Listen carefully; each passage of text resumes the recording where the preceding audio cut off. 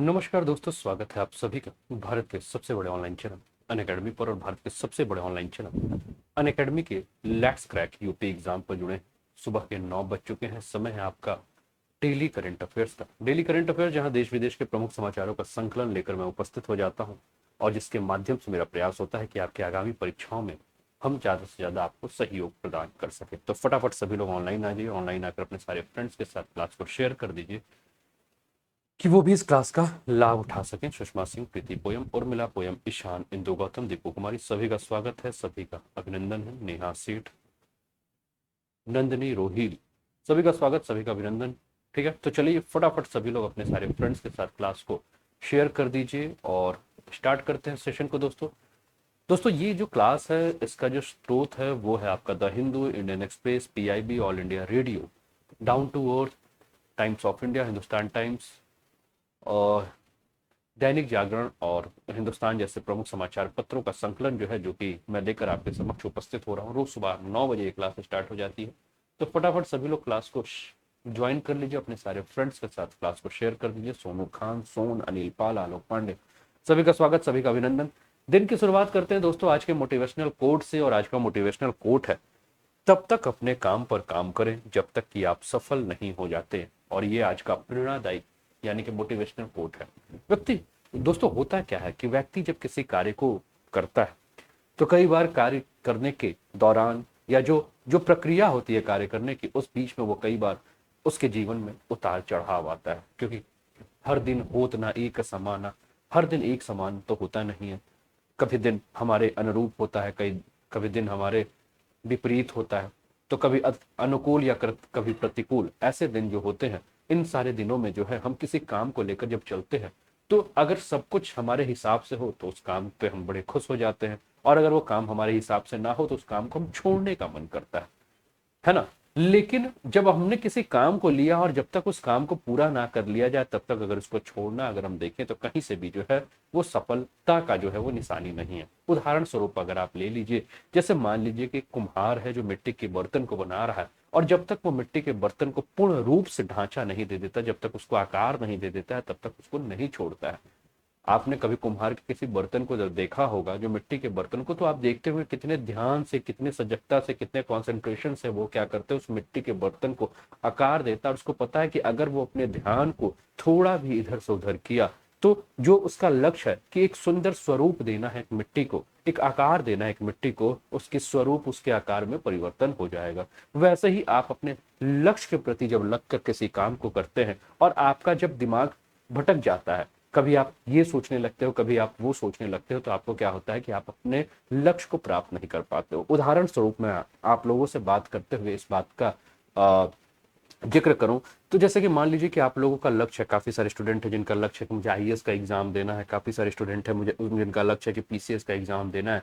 ठीक है, अब एक लक्ष्य बना के रखें कि मुझे आईएएस का एग्जाम देना है, मुझे पीसीएस का एग्जाम देना है, और इस बीच में अनगिनत परीक्षाएं जो होती हैं वो उस परीक्षाओं में भी आप लोग क्या करने लगते हो, बैठने लगते हो। ठीक है, तो इससे क्या होता है कि आपने जो लक्ष्य निर्धारित किया है वो लक्ष्य निर्धारित ना होकर, उस लक्ष्य पे आप फोकस ना होकर आप छोटे मोटे एग्जाम पर जब बैठ जाते हो तो इससे क्या होता है कि ना आप पूर्ण रूप से अपने उस लक्ष्य के प्रति केंद्रित हो पाते हो जिसका आपने सपना सोचा है, और ना ही आप उस लक्ष्य के प्रति थोड़ा सा भी ध्यान दे पाते हो जो कि आपका लक्ष्य था ही नहीं। जैसे कि मैंने कुम्हार का उदाहरण लिया, मान लीजिए कुम्हार ने अगर एक मटके का लक्ष्य रखा है कि मुझे एक मटका का निर्माण करना है, और उस बीच में उसके मिट्टी के छोटे छोटे और दूसरे कलाकृतियों का अगर वो आकार देना शुरू कर दे, तो इससे क्या होगा कि उसका जो मटका बनाने का जो लक्ष्य है वो कभी पूरा नहीं हो पाएगा। वैसे ही अगर आपने आईएएस और पीसीएस या कोई भी कॉम्पिटिटिव एग्जाम जिसका आपने लक्ष्य रखा है, तो उस लक्ष्य पर फोकस कीजिए। उस लक्ष्य को जब तक पूरा ना कर पाए तब तक आप लोग अपने दिमाग को इधर से उधर मत कीजिए, है ना। तो ये आज का मोटिवेशनल कोट है कि तब तक अपने काम पर काम करें जब तक कि आप सफल नहीं हो जाते। और उम्मीद करता हूं कि ये मोटिवेशनल कोट आप सभी को पसंद आया होगा। सुभाष जायसवाल, आकांक्षा शुक्ला, रितु विश्वकर्मा, रेखा गांधी, सभी का स्वागत है। और एक बार ग्रुप पे शेयर भी कर दीजिए कि सारे के सारे स्टूडेंट जो है वो क्लास को ज्वाइन करें। चलिए देखते हैं क्या है आज का न्यूज। और पहला न्यूज जो है दोस्तों द हिंदू से लिया हुआ न्यूज है, और द हिंदू से शुरुआत करते हैं आज की दिन की। द हिंदू न्यूज है, no request to delist Haqqani from Taliban sanction lead से डिप्लोमेट्स। तो तालिबान पे प्रतिबंधों की सूची से हटाने के ऊपर एक विचार किया गया और कहा गया है कि अभी तक इस पर कोई विचार करने के लिए जो है वो प्रस्ताव नहीं रखा गया। संयुक्त राष्ट्र यानी कि यूनाइटेड नेशन के अधिकारियों ने दावा किया है कि तालिबान के शीर्ष नेतृत्व ने अब तक प्रतिबंधों को हटाने के लिए संयुक्त राष्ट्र सुरक्षा परिषद के स्थायी सदस्यों को कोई अनुरोध पत्र नहीं भेजा है। उन्होंने इन रिपोर्ट का खंडन भी किया गया है जिसमें कहा गया है कि सितंबर 2021 में होने वाली तालिबान प्रतिबंध समिति की अगली बैठक, जिसे संकल्प 1988 समिति के रूप में भी जाना जाता है, में सिराजुद्दीन हक्कानी और मुल्ला बरदार जैसे नामित आतंकवादियों पर प्रतिबंध हटा दिया जाएगा। इसके बारे में जो है यूनाइटेड नेशन ने जो है वो खंडन किया है और उसने कहा है कि भाई ऐसी कोई बात ही नहीं है, ऐसी कोई चर्चा ही नहीं हो रही है। ठीक है ना। संकल्प 1988 की बैठक, यहां मैंने आपको हाईलाइट किया कि 1988 समिति के रूप में जाना जाता है। किसे? संकल्प, जिसमें इस पर बात सबसे पहले हम जाने की है क्या ये। ठीक है ना। इसके बारे में हम जानते हैं कि ये है क्या 1988 का संकल्प। ठीक है ना। तो संकल्प 1988 समिति की बैठक जो है वो संयुक्त राष्ट्र यूनाइटेड नेशन पीआर में भारत स्थायी प्रतिनिधित्व के रूप में दिसंबर 2021 तक है और यह बैठक की तारीख तय करने तथा तालिबानी नेताओं पर प्रतिबंध हटाने के अनुरोध की जांच करने के लिए क्या है, महत्वपूर्ण है। अफगानिस्तान में संयुक्त राष्ट्र सहायता मिशन जो सितंबर 2021 में समाप्त हो रहा है, ठीक है ना, के जनादेश की नवीकरणीय पर चर्चा करने के लिए एक महत्वपूर्ण बैठक होने की उम्मीद है और शांति और सुलह के प्रयासों में भाग लेने के लिए जो 14 तालिबान सदस्यों को दी जाने वाली विशेष यात्रा छूट का विस्तार करने के बारे में भी निर्णय लेने जाने की संभावना है। यह जो बैठक है वो इस बात पर चर्चा की जा सकती है कि अन्य तालिबानी नेताओं को छूट में शामिल किया जाए और उन्हें यात्रा करने के लिए कुछ फंड तक पहुंचने की अनुमति दी जाए जो इस समय फ्रीज की स्थिति में पड़ा हुआ है। ठीक है ना। इसके अलावा बैठक के महत्व पे हम चर्चा करें कि जो बैठक है इसका महत्व क्या है। ठीक है ना। तो बैठक के महत्व पे अगर चर्चा करें तो ये पहली बार है जब काबुल पर तालिबान के कब्जे और अमेरिकी समय, जैसे कि अमेरिकी सैनिक के पीछे हटने के समय सीमा के बाद समितियों की बैठक जो होगी। अब देखिए 20 साल के बाद, अब आप लोग न्यूज़पेपर में देख रहे होंगे, पढ़ रहे होंगे कि तालिबान ने सीधे अमेरिका से भी कहा है कि 31 अगस्त तक का आप लोगों ने समय लिया और 31 अगस्त तक आप लोग जो है अपने अमेरिकी सेना को, आप या जो भी सेना है आप उसको बाहर कीजिए, नहीं तो उसके बाद जो है वो काफी खामियाजा भुगतना पड़ेगा, ऐसा तालिबान की तरफ से भी कहा जा रहा है। और ये सारे न्यूज को आप लोग देख रहे होंगे, पढ़ रहे होंगे, है ना। तो काफी सारी नई नई बातें आप लोग को समझ में आ रही होंगी।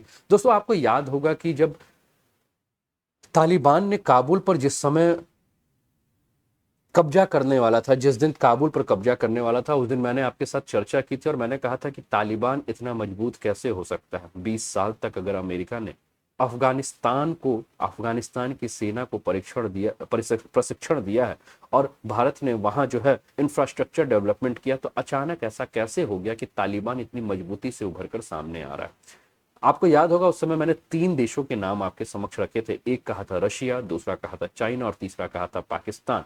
मैंने कहा था कि ये 3 देश जो हैं वो तालिबान को मजबूत करने में जो है अपनी निर्णायक भूमिका निभा रहे हैं। ये 3 देश जो है वो तालिबान को पीछे से जो है वो क्या कर रहे हैं, हेल्प कर रहे हैं। मैंने कहा था कि इतिहास का ये जो विषय, जो 20 वर्षों तक का इतिहास बना हुआ है और इस इतिहास में जो ये परिवर्तन होते हुए दिख रहा है और ये परिवर्तन जो है वो समाज के लिए, मानव समाज के लिए किसी भी प्रकार से सही नहीं है।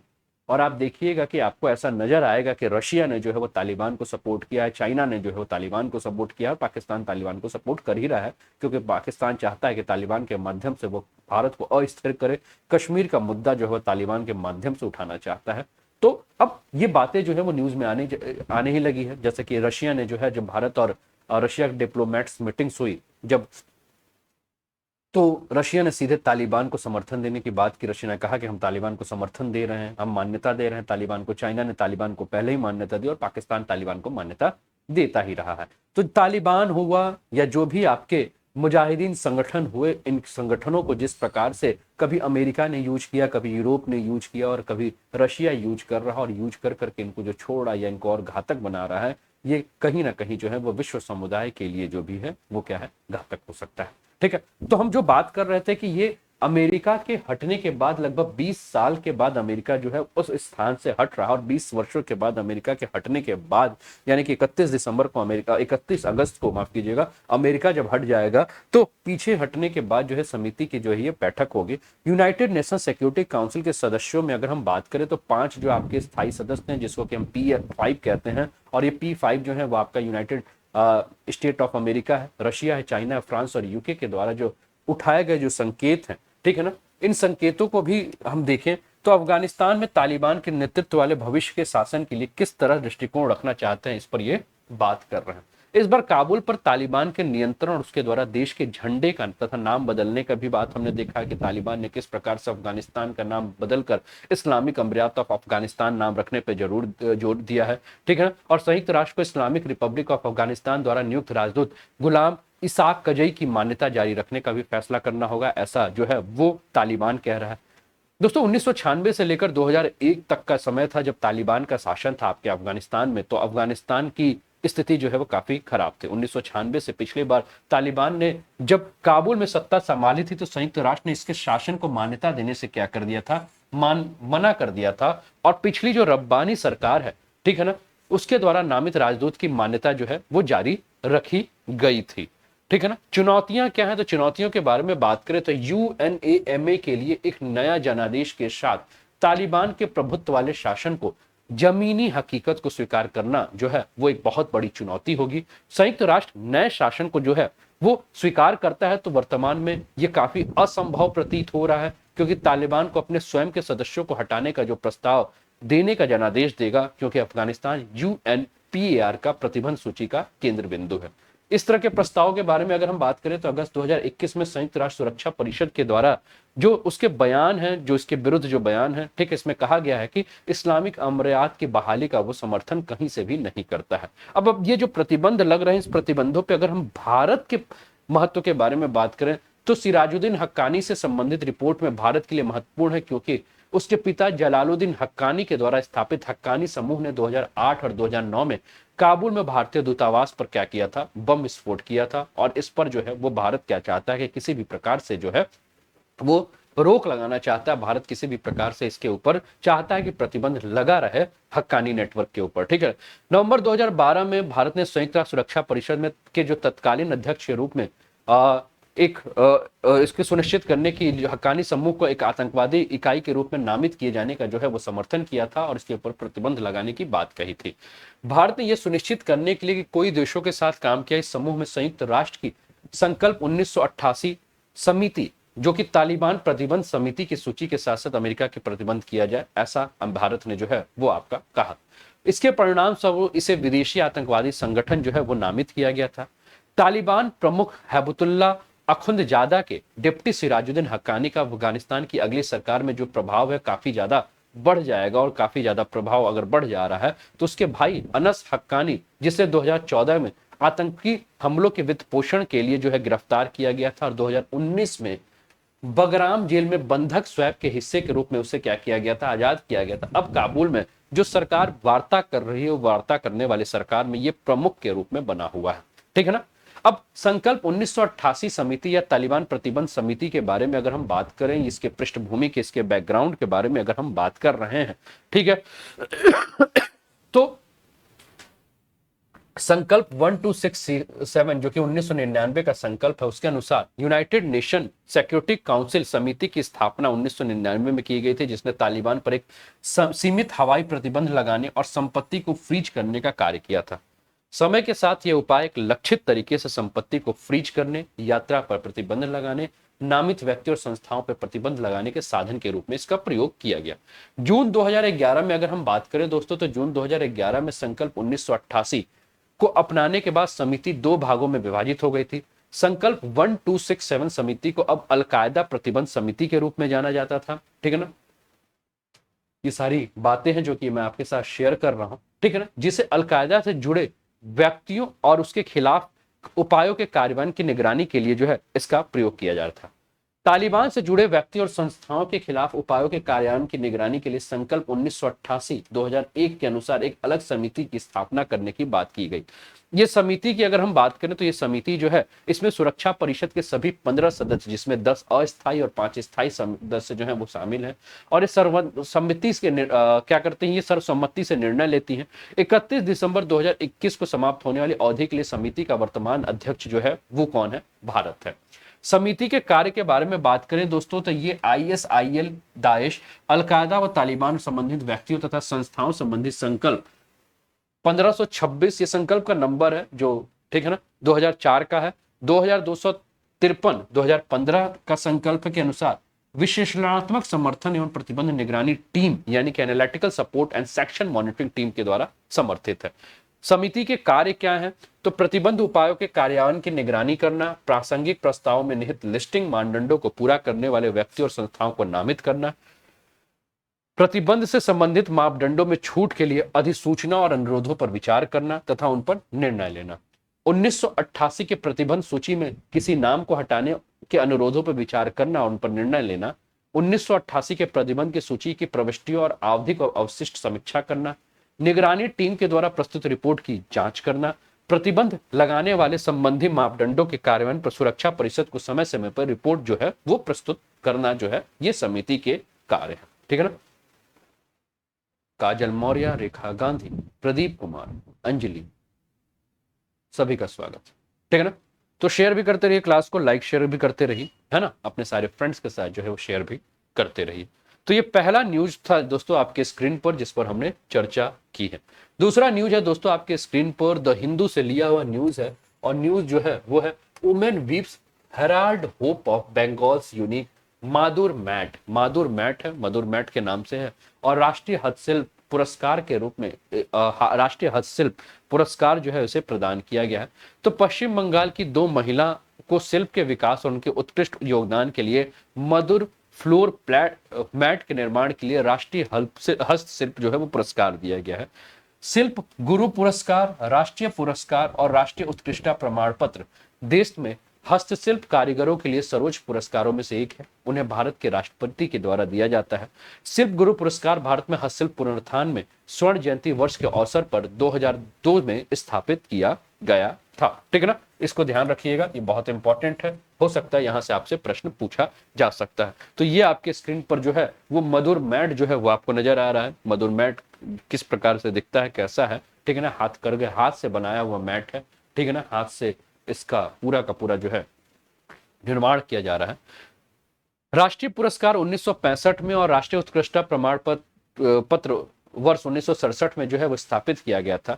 शिल्प गुरु हस्तशिल्प के क्षेत्र में 20 वर्ष के अनुभव वाले 50 वर्ष से अधिक आयु के कारीगरों को दिए जाने वाला सर्वोच्च पुरस्कार है। ठीक है ना, शिल्प गुरु यानी कि शिल्प के क्षेत्र में क्या है, गुरु है, वो 20 वर्ष का अनुभव हो और उम्र जो है वो 50 वर्ष से अधिक आयु के हो, तो ऐसे कारीगरों को जो है वो ये दिए जाने वाला जो है सर्वोच्च पुरस्कार है। इस प्रकार शिल्प के विकास के उत्कृष्ट योगदान की मान्यता देने के लिए 30 वर्ष से अधिक आयु के शिल्पकारों को हस्तशिल्प के क्षेत्र में 10 वर्ष का जिसको अनुभव होता है उसको राष्ट्रीय पुरस्कार जो है प्रदान किया जाता है।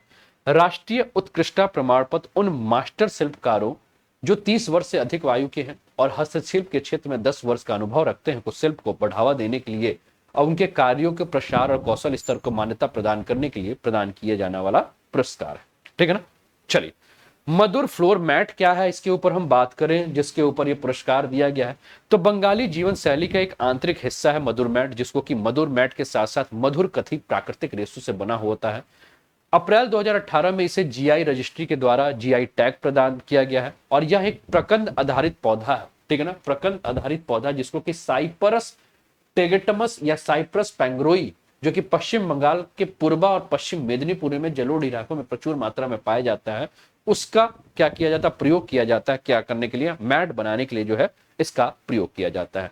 ठीक है ना। बंगाल के जीआई वाले और कौन कौन से उत्पाद हैं, जीआई टैग किस किस उत्पाद को और भी बंगाल में मिल चुका है, तो कुसमुंडी का लकड़ी का मुखौटा, पुरुलिया चौमुखौटा, गोविंद भोग चावल, तुला पंजी चावल, बंगाल पटचित्र, दार्जिलिंग की चाय, इन सभी को बंगाल का जो है जिसको कि जीआई टैग जो है वो प्रदान हो चुका है। ये नाम आप याद रखिएगा, क्या, कुसमुंडी का लकड़ी का मुखौटा, पुरुलिया चौमुखौटा, गोविंद भोग चावल, तुला पूंजी चावल, बंगाल पटचित्र, दार्जिलिंग की चाय, ये बंगाल के और भी उत्पाद हैं जिन्हें जीआई टैग जो है प्रदान किया जा चुका है, भौगोलिक संकेत जो है वो प्रदान किया जा चुका है। ठीक है ना दोस्तों, इस समय आप जुड़े हैं इंडिया के largest learning platform UPPSC UP 80 पे, जिसपे कि अगर आप प्लस का सब्सक्रिप्शन लेते हो तो आपको अनलिमिटेड लाइव और रिकॉर्डेड सेशन इंडिया के बेस्ट एजुकेटर के साथ देखने को मिलता है।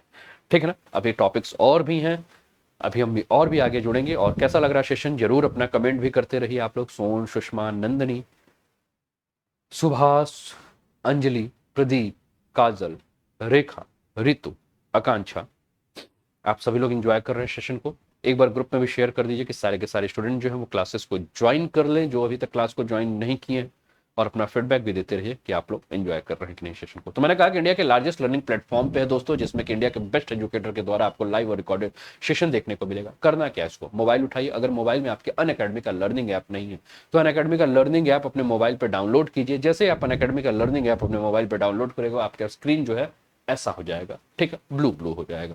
आपको अपना मोबाइल नंबर डालकर रजिस्टर करना है, उसके बाद आपको यूपीपीएससी और यूपी ट्रिपल एससी जो है वो गोल में जाकर चूज कर देना है। गोल क्या चूज करना है, गोल चूज करना है आपको यूपीपीएससी या यूपी ट्रिपल एससी, जो भी आपका गोल हो।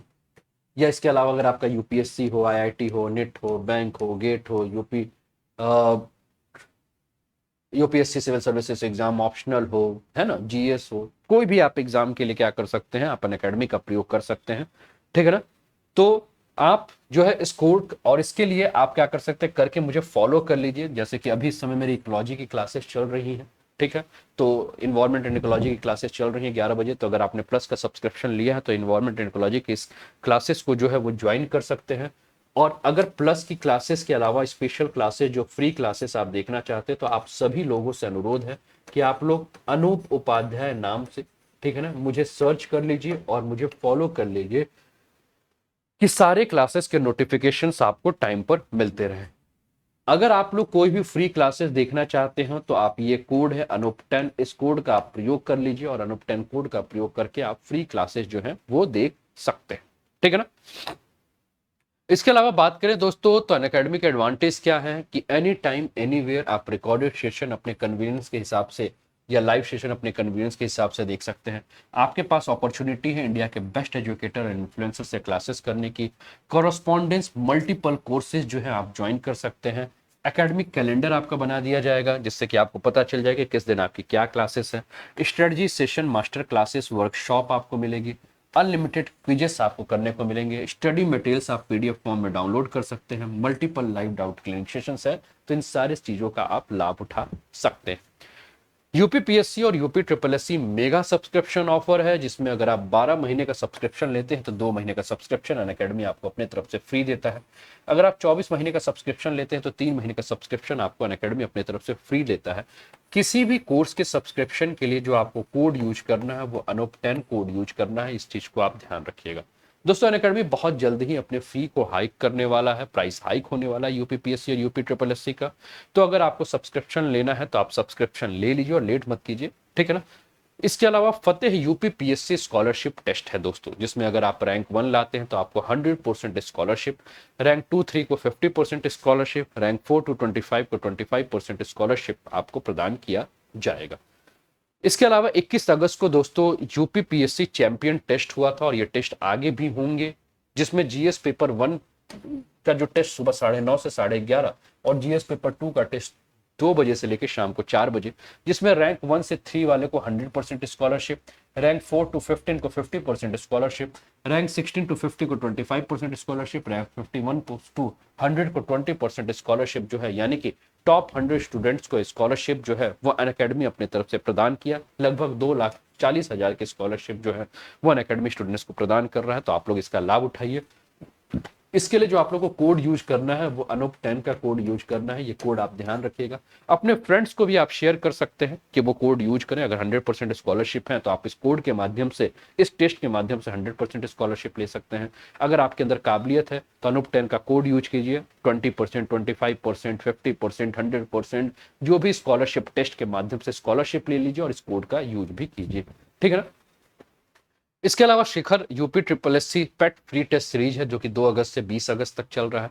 RO prelims booster test series है, जो कि 2 घंटे का ड्यूरेशन है, 10 बजे से है। UP police SI test series है 23 अगस्त से 31 अगस्त तक। UPPSC PCS prelims booster test series है 4 अगस्त से 28 अगस्त तक। Prarambh UP triple SC lower PCS test series है 2 अगस्त से 30 अगस्त तक। Pragati UPPSC RO prelims booster test series है 1 अगस्त से 29 अगस्त तक। बैच के बारे में बात करें तो ये ऑप्शनल का बैच है। इसके अलावा सारथी के नाम से 55 दिवसीय क्रैश कोर्स है यूपीपीएससी प्रीलिम्स जीएस। अभ्यास के नाम से आपके स्क्रीन पर बैच है यूपीपीएससी प्रीलिम्स पोस्ट सीसेट के लिए 25 अगस्त को। इसके अलावा मिशन खाकी के नाम से बैच है, कंप्लीट कोर्स है यूपीएसआई के लिए 31 अगस्त से। इसके अलावा अगर हम बात करें तो यूपीपीएससी अपर सबऑर्डिनेट के लिए जो बैच है जो आपके स्क्रीन पर दिख रहा है, अगर आप यूपीपीएससी और यूपी ट्रिपल एससी का सब्सक्रिप्शन लेते हैं तो UPPSC upper subordinate, lower PCS, RO ARO,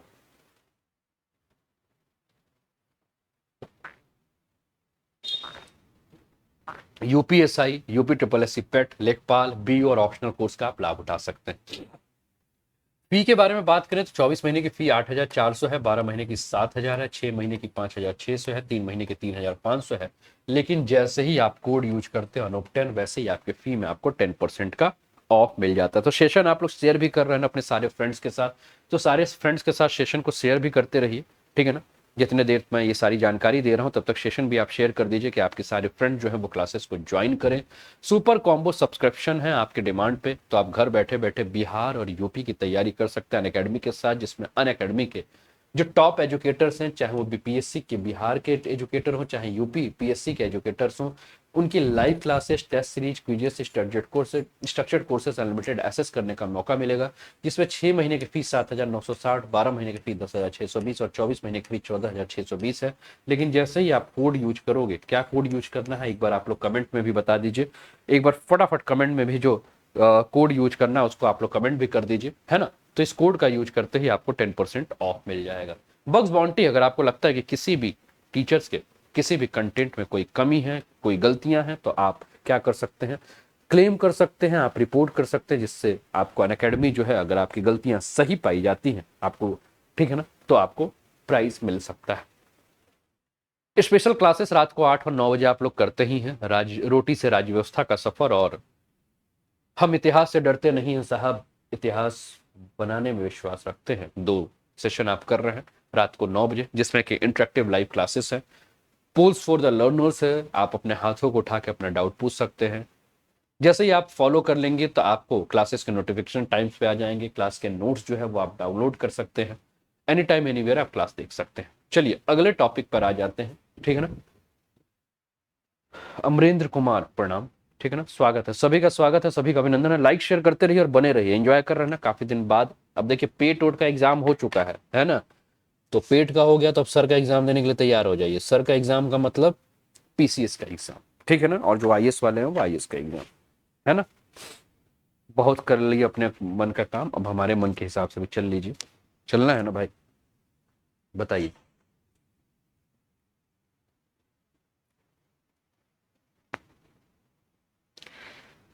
तो अपने मन के हिसाब से आप लोग चल लिए हैं, अब हमारे गुरुजी के मन के हिसाब से भी आप चल लीजिए, ठीक है ना। चले, तो अगला न्यूज है आपकी स्क्रीन पर, द हिंदू से लिया हुआ न्यूज है, ठीक है।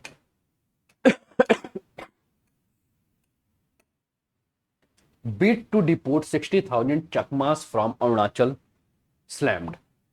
चकमा हजांग समुदाय, 2 समुदाय अरुणाचल प्रदेश का, इसके ऊपर, ठीक है ना, 2 समुदाय, आलोक पांडे, दीपू कुमारी, प्रदीप, ठीक। चकमा हाजोंग समुदाय के बारे में बात करें तो चकमा एंड हाजोंग कम्युनिटीज, तो चकमा संगठन ने अरुणाचल प्रदेश के चकमा और हाजोंग समुदाय के लगभग 60,000 लोगों को प्रस्तावित निर्वासन का विरोध किया है। और ये जातीय लोग हैं जो चटगांव पहाड़ी क्षेत्र में रहते थे, इनमें से अधिकार क्षेत्र जो है, अधिकांश जो है वो बांग्लादेश के हैं। चकमा और हजांग के बारे में हम बात करें दोस्तों, तो ये 2 धर्म है। चकमा जो है वो बौद्ध धर्म से हैं और हजांग जो है वो हिंदू धर्म से हैं।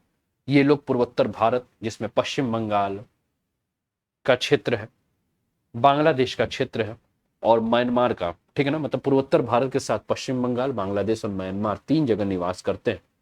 1964-65 का समय, यानी कि पूर्वी पाकिस्तान, वर्तमान का बांग्लादेश, 1971 आपको पता ही है कि अलग हो गया, लेकिन उसके पहले 1964-65 में ये जो आपके चकमा और हाजोंग समुदाय हैं वो भारत आ गए थे तथा अरुणाचल प्रदेश में ये जाके बस गए थे। कारण क्या था, तो चकमास ने बांग्लादेश के कर्णाफुली नदी पर बनाए कैपडाई बांध के कारण जो है उन्होंने अपनी भूमि को खो दिया था। हजांग जो लोग थे, क्योंकि हिंदू थे, तो इन्हें क्या हो रहा था कि जो गैर मुस्लिम लोग थे, हिंदू थे तो इन्हें धार्मिक उत्पीड़न का सामना करना पड़ रहा था क्योंकि वो गैर मुस्लिम थे और उन्हें बांग्ला भाषा नहीं आती थी।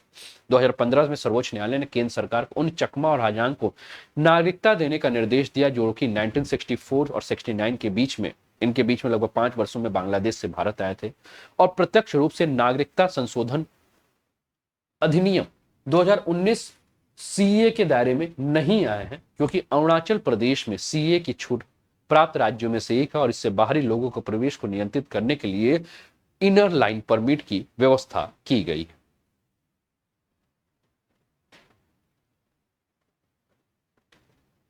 आकांक्षा शुक्ला, एक बार आप फॉलो कर लो आकांक्षा, तो आपको नोटिफिकेशन मिलने लगेगा। फॉलो कर लीजिए। जिनको देखिए, बहुत सारे स्टूडेंट्स को नोटिफिकेशन इसलिए नहीं मिल रहा है क्योंकि आप, हो सकता है एक बार आप क्लास कर लिए होगे, उसके बाद आप लोगों ने फॉलो नहीं किया, तो इसलिए क्लास के नोटिफिकेशंस नहीं मिलते हैं, तो फॉलो कर लीजिए। नागरिकता संशोधन अधिनियम 2019 की बात करें तो ये नागरिकता अधिनियम 1985 में संशोधन किया गया, जिसमें हिंदू, सिख, बौद्ध, जैन, पारसी, ईसाई धार्मिक अल्पसंख्यकों के लिए भारतीय नागरिकता की अनुमति दी गई और ये दिसंबर 2014 से पहले धार्मिक उत्पीड़न या धार्मिक उत्पीड़न के डर के कारण पड़ोसी मुस्लिम बहुल देश, जो कि कौन कौन से हैं, पाकिस्तान, बांग्लादेश और वर्तमान में अब अफगानिस्तान देख ही रहे हैं।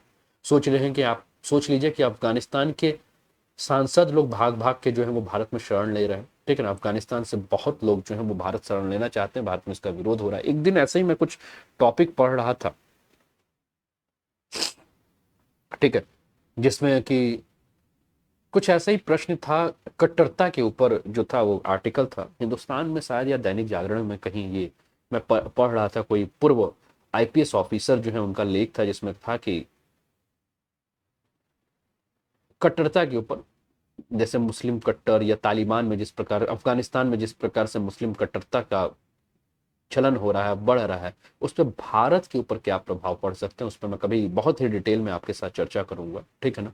लेकिन यहाँ मतलब लेख यही था कि हिंदू कट्टरता भी जो है, मतलब कट्टरता किसी भी प्रकार से जो है वो नुकसानदेह है, ठीक है ना, किसी भी समाज के लिए, चाहे वो किसी धर्म की कट्टरता हो, ठीक है। तो मैं बात कर रहा था कि ये जो पूरा आपका जो ये पड़ोसी देश थे आपके, जो पाकिस्तान, बांग्लादेश और अफगानिस्तान से जो भी आए थे, उन्हें नागरिकता देने की बात है और यह अधिनियम जो है वो मुसलमानों के लिए अपवर्जित जो है, मुसलमानों को रोकता है, लेकिन इसके अलावा जो हिंदू, सिख, मतलब गैर मुस्लिम जो है उन्हें क्या कर रहा है, मान्यता देने की बात कर रहा है, उन्हें जो है निवास देने की बात कर रहा है। यहां तक ये मूल अप्रवासी नागरिकता की प्रतीक्षा कर रहे भारत में जन्मे उनके कई वंशज जो जन्म से नागरिकता के लिए पात्र हैं, मतदाता के रूप में नामांकन के लिए संघर्ष कर रहे हैं। शरणार्थियों को वर्ष 2004 में मतदान का अधिकार दिया गया था। स्थानीय लोग चकमा और हाजांग की अलग अलग जातीयता के कारण लंबे समय से इनका विरोध कर रहे हैं। यदि चकमा और हाजांग को अरुणाचल प्रदेश से बाहर कर दिया जाता है तो इनर लाइन परमिट के तहत असम तथा छठी अनुसूचित क्षेत्रों के द्वारा कवर किए गए राज्यों में सभी अवांछित समुदायों के लिए डंपिंग ग्राउंड ये बन जाएगा। तो इनर लाइन परमिट के तहत असम के अलावा अगर हम बात करें तो अरुणाचल प्रदेश के अलावा मणिपुर, मिजोरम और नागालैंड में भी आपका इनर लाइन परमिट है। और छठी अनुसूचित क्षेत्र में हम बात करें तो मेघालय जो है वो छठी अनुसूची में है। तो ये इसके लिए हम क्या देख रहे हैं, तो ये क्या आ जाएगा, एक ऐसा क्षेत्र बन जाएगा जहां इन लोगों को जो है वो जाकर क्या कर रहे हैं, डंपिंग की व्यवस्था हो जाएगी, ठीक है ना। चलिए अगला न्यूज है दोस्तों आपके स्क्रीन पर, द हिंदू से लिया हुआ न्यूज है। टॉपिक आपके स्क्रीन पर देख रहा होगा, द हिंदू से है, vice president sees music pillars of Hampi, ठीक है ना। तो आपके स्क्रीन पर जो है वाइस प्रेसिडेंट वेंकैया नायडू जी नजर आ रहे हैं और ये हम्पी की यात्रा पे गए थे, ठीक है ना। तो भारत के उपराष्ट्रपति ने कर्नाटक के विजयनगर जिले में स्थित यूनेस्को के विश्व धरोहर स्थल हम्पी के विभिन्न स्मारकों का जो है दौरा किया है। और कर्नाटक के विजयनगर जिले में स्थित हम्पी मुख्य रूप से प्रसिद्ध हिंदू साम्राज्य विजयनगर साम्राज्य, जो कि 14 से 16वीं शताब्दी की राजधानी के अवशेष मौजूद हैं और ये मध्य कर्नाटक के बेल्लारी जिले में तुंगभद्रा बेसिन में लगभग 4187.24 हेक्टेयर क्षेत्र में फैला हुआ क्षेत्र है, ठीक है ना। हम्पी के बारे में अगर हम बात करें दोस्तों, तो हम्पी के विशिष्ट व मनमोहक परिदृश्य में मुख्य तौर पर अगर हम बात करें तो तुंगभद्रा नदी, पहाड़ी श्रृंखलाएं और व्यापक भौतिक अवशेषों के साथ खुले मैदान शामिल है। हम्पी में मंदिरों की एक अनूठी विशेषता है, स्तंभों वाले मंडपों की कतार से घिरी चौड़ी सड़कें हैं और यहाँ के प्रसिद्ध स्थानों में कृष्ण मंदिर परिषद, नरसिंह, गणेश, हेमकुटा मंदिर समूह, अच्युताराय मंदिर परिषद, विठल मंदिर परिषद, पट्टाभिराम मंदिर परिषद, कमल महल परिषद आदि जो है शामिल है। हम्पी 14वीं शताब्दी में विजयनगर साम्राज्य की राजधानी थी और हम्पी का पुराना शहर तुंगभद्रा नदी के पास समुद्र में एक भव्य शहर था जिसमें कई मंदिर, खेत और व्यापारिक बाजार मौजूद थे। मध्यकाल में हम बात करें तो हम्पी विजयनगर बीजिंग के बाद दुनिया का सबसे बड़ा मध्य युगीन शहर था और शायद उस समय भारत का सबसे अमीर शहर था, और यही कारण है कि फारस व पुर्तगाल के व्यापारी इससे काफी ज्यादा आकर्षित थे। ठीक है ना। ये आपके स्क्रीन पर जो है वो हम्पी का जो नजर आ रहा है, ठीक है ना, ये हम्पी आपको आपके स्क्रीन पर नजर आ रहा है। अगर हम विजयनगर साम्राज्य के बारे में अगर हम बात करें दोस्तों, तो विजयनगर साम्राज्य जो है सल्तनत के गठन में हार गया और इसकी राजधानी लगभग 1565 जो कि तालकोटा की लड़ाई में सल्तनत सेनाओं ने विजय प्राप्त कर ली थी और इसे लूट लिया तथा नष्ट कर दिया, जिसके बाद हम्पी जो है वो एक खंडहर के रूप में हम देखने को मिलता है हम्पी हमें। ठीक है ना।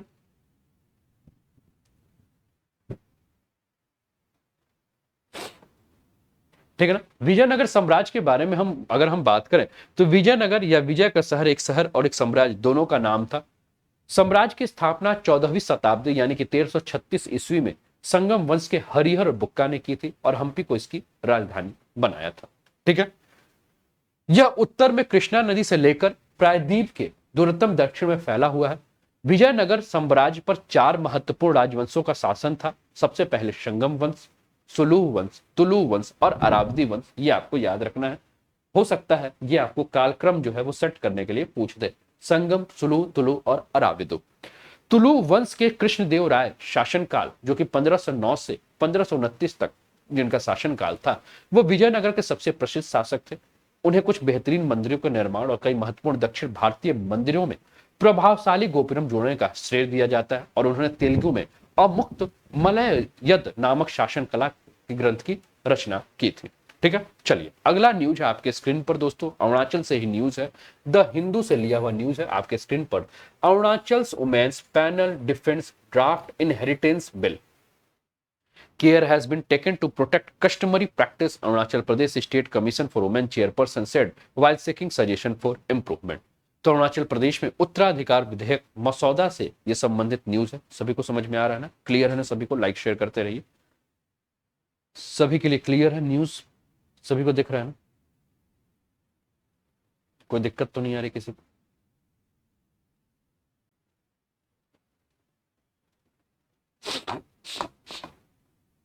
ठीक है ना। तो अरुणाचल प्रदेश उत्तराधिकार विधेयक मसौदा है। तो अरुणाचल प्रदेश राज्य महिला आयोग से जनता की भावनाओं और राज्य के हित को ध्यान में रखते हुए प्रस्तावित अरुणाचल प्रदेश विवाह एवं उत्तराधिकार विधेयक से कुछ प्रावधानों को हटाने के लिए कहा गया है। ठीक है ना। क्या है ये प्रावधान, इसके ऊपर हम चर्चा करें। ठीक है ना, और बात करते हैं इसके ऊपर। तो विधेयक के मसौदे का संक्षिप्त विवरण जो है इस प्रकार है। विवाह हेतु आवश्यक शर्तें एवं विवाह पंजीकरण। ठीक है ना। तो प्रस्तावित विधेयक अरुणाचल प्रदेश की किसी भी स्थानिक अनुसूचित जनजाति से संबंधित सभी व्यक्तियों पर लागू होगा। इसके प्रावधानों के अनुसार दो पक्षों के मध्य विवाह स्थानीय प्रथागत संस्कारों और दोनों में से किसी एक पक्ष के रीति रिवाजों के अनुसार किया जा सकता है। दूसरा है आपका दाम्पत्य अधिकारों का प्रत्यास्थापन, अमान्य एवं शून्यकरण विवाह यानी कि restitution of the conjugal rights, void and voidable marriage. विधेयक में दाम्पत्य अधिकारों के प्रत्यास्थापन का भी प्रावधान किया गया है, जिसके अनुसार यदि दोनों पक्षों में से कोई भी बिना किसी उचित कारण के दूसरे पक्ष के समाज से अलग कर दिया जाता है तो उसे पीड़ित पक्ष अपने दाम्पत्य अधिकारों के प्रत्यास्थापन हेतु जिला न्यायालय में याचिका दायर कर सकता है। ठीक है। इसके अलावा है विवाह विच्छेद या जिसको कि हम तलाक कहते हैं, डिवोर्स कहते हैं, उससे संबंधित है ये। क्या है विवाह विच्छेद या तलाक? तो अधिनियम लागू होने के बाद किए जाने वाले विवाह को विभिन्न आधारों से भंग किया जा सकता है। इसके अलावा है स्थायी गुजारा भत्ता और भरण पोषण। तो पत्नी जो खुद का भरण पोषण करने में असमर्थ है वो अपने भरण पोषण के लिए अदालत में याचिका दायर कर सकती है और अदालत के द्वारा पति को अपने पत्नी के लिए मुफ्त स्थायी गुजारा भत्ता देने का आदेश जो है वो जारी किया गया। इसके अलावा है बहु विवाह पर विधेयक की स्थिति। तो प्रत्येक व्यक्ति जो विवाहित होते हुए भी इस अधिनियम के तहत अपना विवाह करवाता है को भारतीय दंड संहिता की धारा 494 या धारा 495 के तहत जैसा भी मामला हो अपराध माना जाएगा और इस प्रकार से किया गया विवाह जो है वो अमान्य होगा। इस विधेयक के महत्व के बारे में बात करें तो ये विधेयक का मुख्य जोर जो है वो विवाह की कानूनी स्थिति, विवाह पंजीकरण की प्रक्रिया, पत्नी के लिए संपत्ति में अधिकार, विधवा के अधिकार और बहु विवाह के अपराध पर मानने के लिए है। यह विधेयक बहु विवाह के अपराधीकरण और कानूनी रूप से विवाहित पत्नी और विधवा के संपत्ति के अधिकार के संबंध में एक महत्वपूर्ण प्रावधान करता है। ठीक है ना। विवादास्पद प्रावधान क्या है, क्यों इसके ऊपर विवाद हुआ है, यह मामला क्यों न्यूज में आया है, ठीक है, इस पर अगर हम चर्चा करें तो अरुणाचल प्रदेश में अनुसूचित जनजाति के बाहर में किसी पुरुष में शादी करने वाली अरुणाचल प्रदेश की अनुसूचित जनजाति की महिला को परिवार के मुखिया से विरासत में मिली किसी भी अचल संपत्ति का जीवन पर्यंत लाभ प्राप्त होगा। ठीक है ना। अरुणाचल प्रदेश शेड्यूल ट्राइब्स महिला की मृत्यु हो जाने की स्थिति में उसके पति या उसके उत्तराधिकारियों को उस अचल संपत्ति का अपना इच्छानुसार उपयोग करने या अरुणाचल प्रदेश के किसी भी स्थानिक जनजाति के सदस्यों को उस संपत्ति से बेदखल करने का पूरा अधिकार होगा।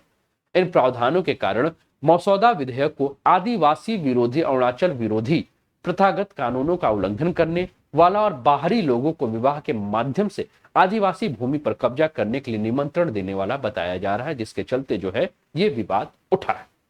अगला न्यूज है दोस्तों आपके स्क्रीन पर, द हिंदू से लिया हुआ न्यूज है। ठीक है ना। न्यूज है high speed net comes to deep jungle. ठीक है ना। जन शिक्षण संस्थान केरल के नीलांबुर जंगल की बात हो रही है। जन शिक्षण संस्थान के द्वारा केरल के नीलांबुर जंगल के भीतर कुछ दूर दराज के आदिवासी बस्तियों में हाई स्पीड इंटरनेट की शुरुआत की गई है। लंबी दूरी की वाईफाई तकनीक की बदौलत कुछ आदिवासी बस्तियों को हाई स्पीड इंटरनेट की सुविधा उपलब्ध कराई गई है और जन शिक्षण संस्थान जो है वो इस सुविधा का जो है वो हेल्प कर रहा है इसके लिए। ठीक है ना। तो हम बात करते हैं जन शिक्षण संस्थान क्या है। तो यह ग्रामीण क्षेत्रों में कौशल विकास हेतु एक पहल है। जन शिक्षण संस्थान योजना को पहले श्रमिक विद्यापीठ के नाम से जाना जाता था।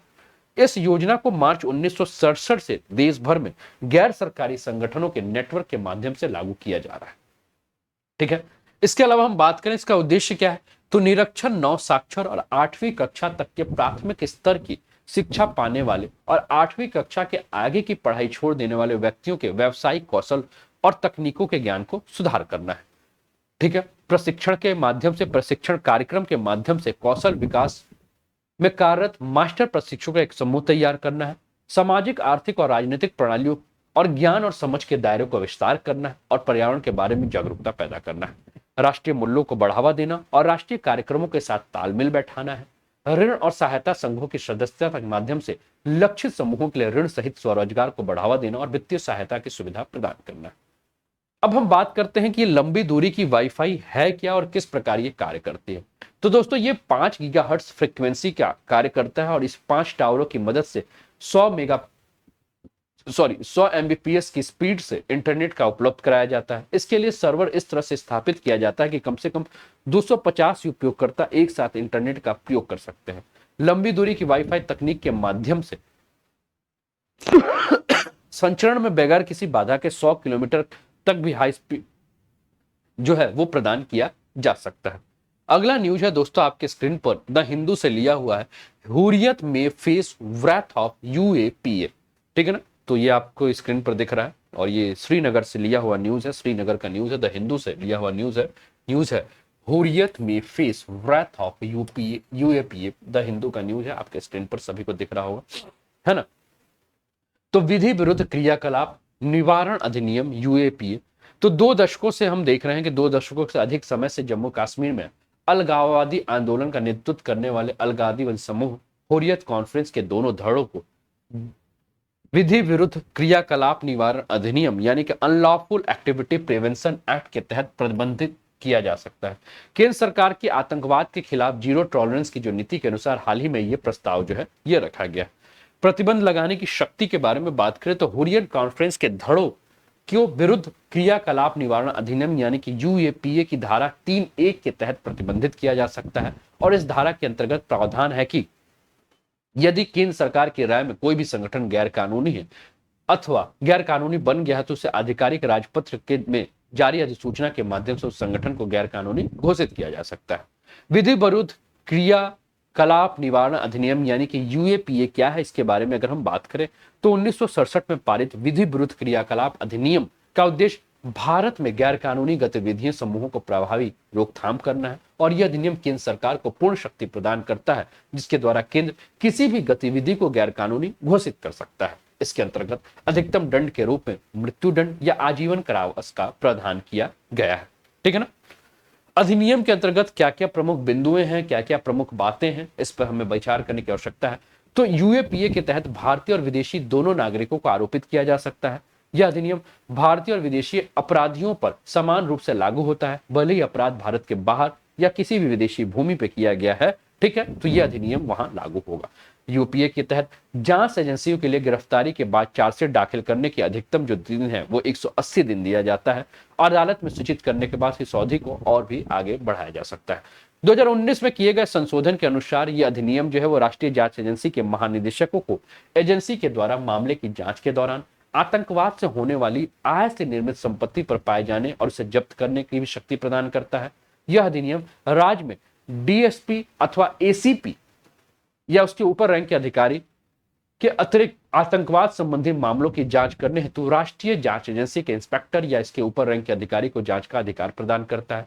अधिनियम के किसी व्यक्ति को आतंकवादी के रूप में अभिहित करने का भी प्रावधान शामिल है।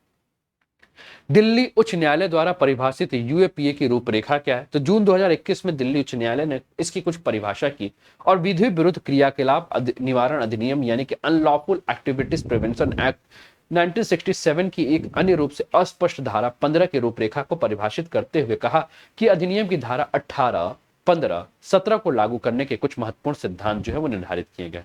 यूएपीए की धारा 18, 15 और 17 क्या है, इसके ऊपर हम बात करें तो अधिनियम की धारा 15 आतंकवादी कृत्यों से संबंधित अपराधों को आरोपित करती है। धारा 17 के तहत आतंकवादी कृत्यों के लिए धन जुटाने के दंडित प्रावधान करता है और धारा 18 के अंतर्गत आतंकवादी कृत्यों के हेतु साजिश आदि रचने या आतंकवादी कृत्य करने हेतु तैयारी करने वाले किसी कार्य और अपराधों को अपराध आरोपित जो है वो करता है।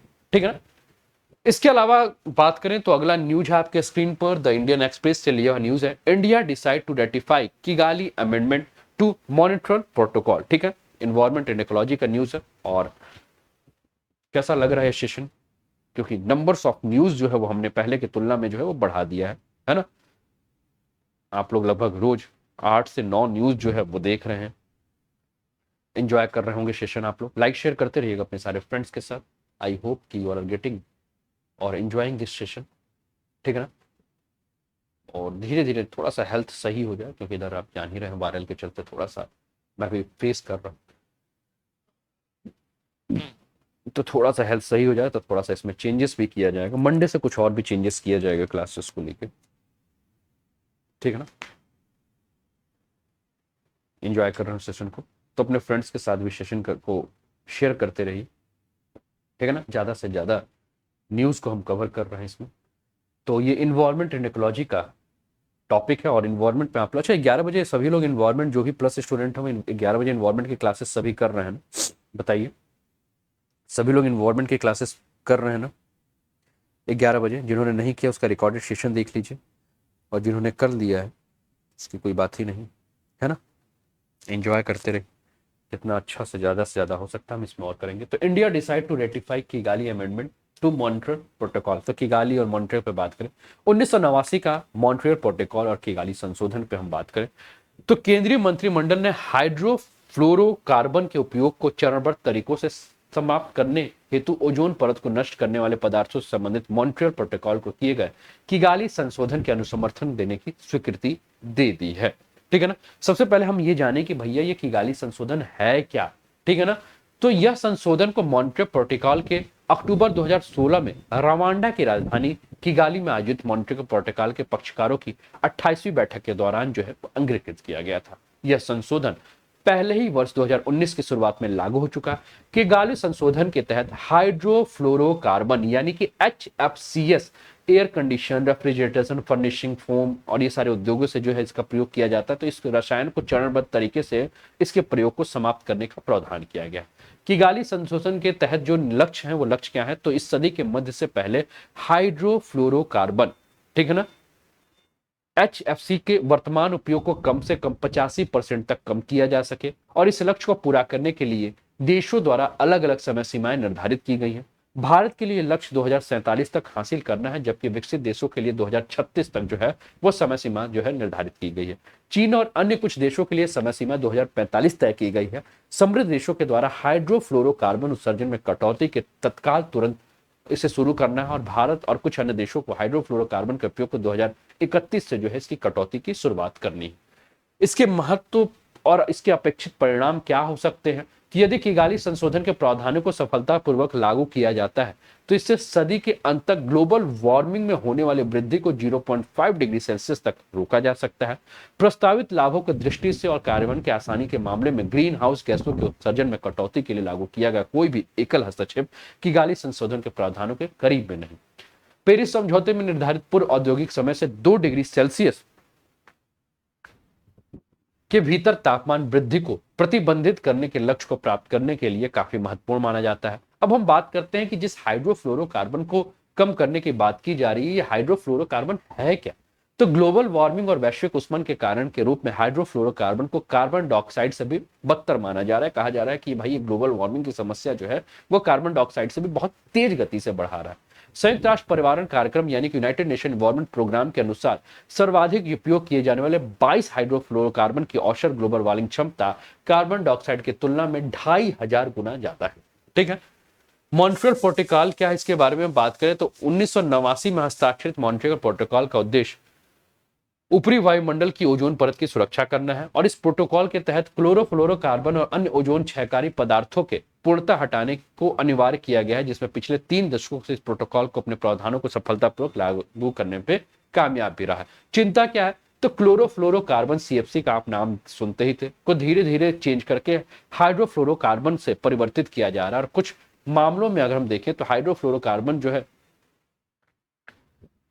ठीक है ना, ये भी क्या कर रहा है, ओजोन परत पे अपेक्षाकृत जो है इसका न्यूनतम प्रभाव पड़ रहा है। क्लोरोफ्लोरोकार्बन की तुलना में हाइड्रोफ्लोरोकार्बन का जो है हाइड्रोक्लोरोफ्लोरोकार्बन का प्रभाव कम है, लेकिन हाइड्रोक्लोरोफ्लोरोकार्बन की जगह हाइड्रोफ्लोरोकार्बन में परिवर्तन अभी भी कई देशों में खासकर विकासशील देशों में जारी है।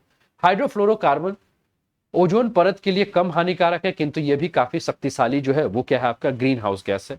यदि इन गैसों को अनियंत्रित छोड़ दिया जाता है तो ये वार्षिक ग्रीन हाउस गैस उत्सर्जन में इनका योगदान जो है वो 2050 तक लगभग 19% तक पहुंच जाएगा। ठीक है ना दोस्तों, अगर अभी तक आप टेलीग्राम चैनल पे नहीं जुड़े हैं तो अनअकैडमी का ये let's crack UP exam Telegram channel है, इसको आप लोग ज्वाइन कर लीजिए और कैसी लगी सेशन जरूर बताइएगा और क्लास को शेयर भी कर दीजिएगा, अपना फीडबैक भी दे दीजिएगा क्लास पे। ठीक है, और लाइक कर दीजिएगा, सब्सक्राइब करके बेल आइकन दबा दीजिएगा। चलिए मिलते हैं 11 बजे हम लोग प्लस की क्लास में, जो कि हम लोग इन्वायरमेंटल पॉल्यूशन के ऊपर चर्चा कर रहे हैं। आज हम वाटर पॉल्यूशन, सॉइल पॉल्यूशन के ऊपर हम चर्चा करेंगे 1.5 घंटे की क्लास में। तो हमारी मुलाकात होगी 11 बजे। तब तक अपना ध्यान रखिए, स्वस्थ रहिए, मस्त रहिए, तंदुरुस्त रहिए, हंसते खेलते हुए मुस्कुराते हुए जीवन का आनंद लीजिए। जय हिंद, जय भारत।